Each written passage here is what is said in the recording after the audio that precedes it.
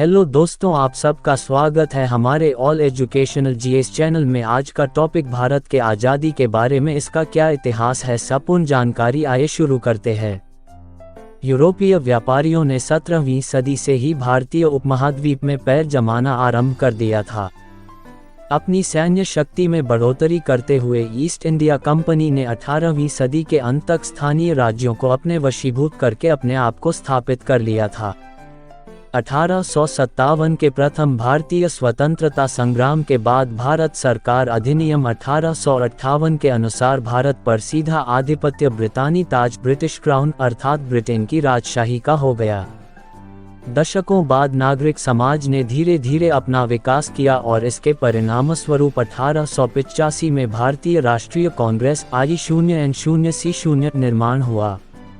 123 प्रथम विश्व युद्ध के बाद का समय ब्रितानी सुधारों के काल के रूप में जाना जाता है, जिसमें मोंटेगू चेम्सफोर्ड सुधार गिना जाता है, लेकिन इसे भी रोलेट एक्ट की तरह दबाने वाले अधिनियम के रूप में देखा जाता है, जिसके कारण स्वरूप भारतीय समाज सुधारकों द्वारा स्वशासन का आह्वान किया गया। इसके परिणामस्वरूप महात्मा गांधी के नेतृत्व में असहयोग और सविनय अवज्ञा आंदोलनों तथा राष्ट्रव्यापी अहिंसक आंदोलनों की शुरुआत हो गई। 1930 के दशक के दौरान ब्रितानी कानूनों में धीरे धीरे सुधार जारी रहे। परिणामी चुनावों में कांग्रेस ने जीत दर्ज की। 195 से 197 अगला दशक काफी राजनीतिक उथल पुथल वाला रहा। द्वितीय विश्व युद्ध में भारत की सहभागिता, कांग्रेस द्वारा असहयोग का अंतिम फैसला और अखिल भारतीय मुस्लिम लीग द्वारा मुस्लिम राष्ट्रवाद का उदय। 1947 में स्वतंत्रता के समय तक राजनीतिक तनाव बढ़ता गया। इस उपमहाद्वीप के आनंदोत्सव का अंत भारत और पाकिस्तान के विभाजन के रूप में हुआ। स्वतंत्रता से पहले स्वतंत्रता दिवस 1929 लाहौर सत्र में भारतीय राष्ट्रीय कांग्रेस ने पूर्ण स्वराज घोषणा की और 26 जनवरी को गणतंत्र दिवस के रूप में घोषित किया। कांग्रेस ने भारत के लोगों से सविनय अवज्ञा करने के लिए स्वयं प्रतिज्ञा करने व पूर्ण स्वतंत्रता प्राप्ति तक समय समय पर जारी किए गए कांग्रेस के निर्देशों का पालन करने के लिए कहा। इस तरह के स्वतंत्रता दिवस समारोह का आयोजन भारतीय नागरिकों के बीच राष्ट्रवादी ईंधन झोंकने के लिए किया गया व स्वतंत्रता देने पर विचार करने के लिए ब्रिटिश सरकार को मजबूर करने के लिए भी किया गया। कांग्रेस ने 1930 और 1950 के बीच 26 जनवरी को स्वतंत्रता दिवस के रूप में मनाया।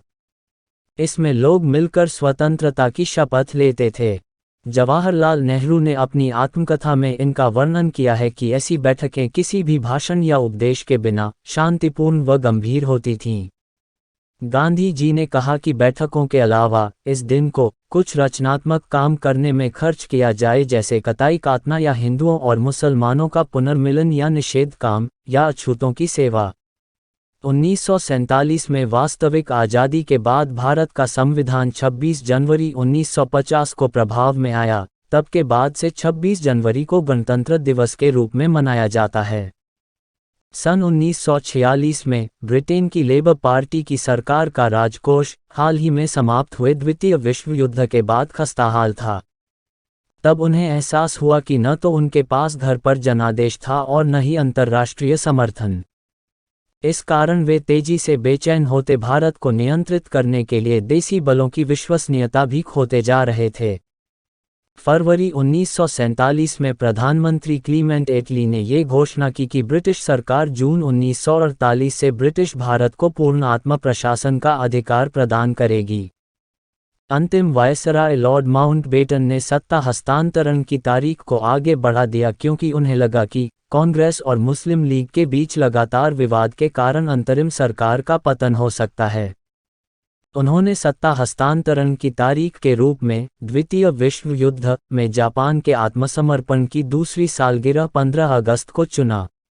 ब्रिटिश सरकार ने ब्रिटिश भारत को 2 राज्यों में विभाजित करने के विचार को 3 जून 1947 को स्वीकार कर लिया व ये भी घोषित किया कि उत्तराधिकारी सरकारों को स्वतंत्र प्रभुत्व दिया जाएगा और ब्रिटिश राष्ट्रमंडल से अलग होने का पूर्ण अधिकार होगा।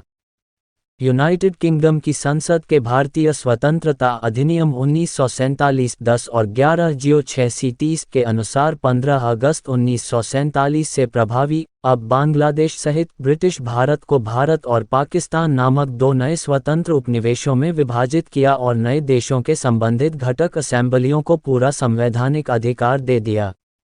जुलाई 1947 को इस अधिनियम को शाही स्वीकृति प्रदान की गई। Thank you for watching. Next video देखने के चैनल को subscribe, like, comment and share करें। Thank you so much.